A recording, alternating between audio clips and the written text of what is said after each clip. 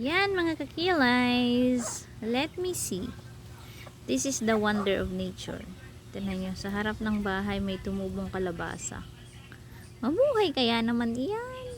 Pwede, paparoon siya. Yun, pagayon ng gana niya. Yun, meron pa dong isang kalabasa. Ayan. Ito nga pala yung ating talungan at patulahan. Yan, magkasama na sila dyan. Kaya gubat na gubat. Pero, may bagong tanim si Uncle. Yan. Nagtanim si Uncle ng mga okra. Yan, madami yan. Yan, okra din yan. Kita niyo ba yan? Tumubo na siya. Yan. Hanggang doon sa dulo. Madaming bagong tanim. Yan. Kaya guys, keep on planting. Keep on planting. Para hindi kayo maubusan ng gulay. Ayan. Kita niyo ba yan? Oh, may bunga na naman yung mga talong natin dito. Ayan. Ayan, may tulay. May bunga. Ayan oh, may bunga siya. At ito guys, yan oh. Nagtanim si Uncle ng ano. Nagtanim siya ng okra. Madami yan hanggang doon. Ayan o. Ang daming okra. Sagana na naman sa okra. Siyempre may tanim kami doon papaya. Ayan, para may panggulay, may pang tinola. Nandun yung dragon fruit at salay. Lemongrass yan, mga kakiglays. Tsaka yun yung dragon fruit. Ayan. Napapalibutan tayo ng maraming gulay. Yan, ayan yung ating rambutan. Meron na siyang bunga. O, kita nyo naman. Ang ating mga nyug, malulusog na. Yan ang pinakamalusog na niyog. Nandun yung iba sa dulo. Yan o. Nandun sa baba.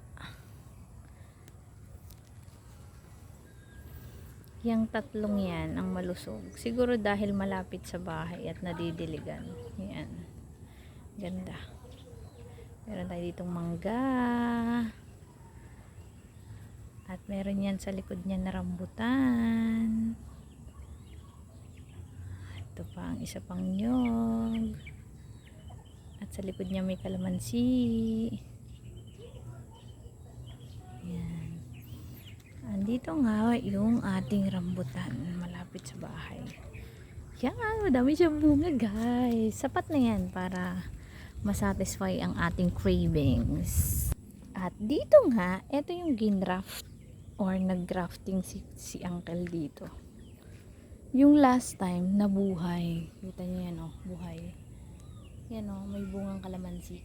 Yan ay ano lang, hindi niya talaga yan parte, hindi parte ng puno. Yan ay ginraft lang niya, isinuksok niya. Yan oh, yan yung pinagdugtungan. Mapapansin nyo, hiniwan niya lang yung pinaka puno nung talagang puno, tapos sinuksok niya lang yan, pero buhay at nananatiling buhay.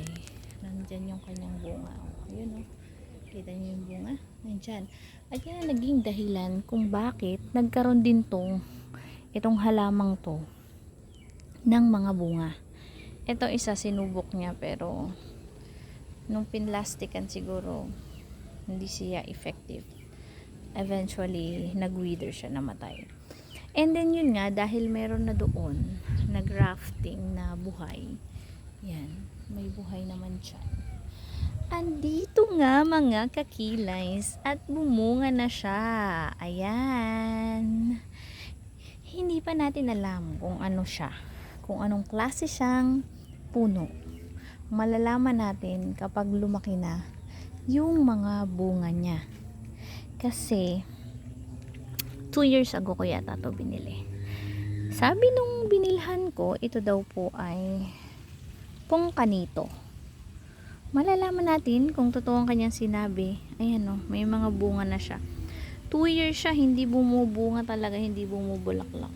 Pero nung nagkaroon ng grafting si Uncle, yan, bumunga siya, bumulaklak, and eventually, ayan na yung mga bunga niya. Ayan, maraming salamat sa panonood mga kakilays. Thank you for watching. And soon, pag lumaki na ang mga bunga niya, malalaman natin kung ano ba talaga siya. Kung ano bang puno talaga siya. Baka mamaya, isa siyang lemon or dayap. You know, hindi natin alam. Thank you for watching, babush. See you around mga kakilays.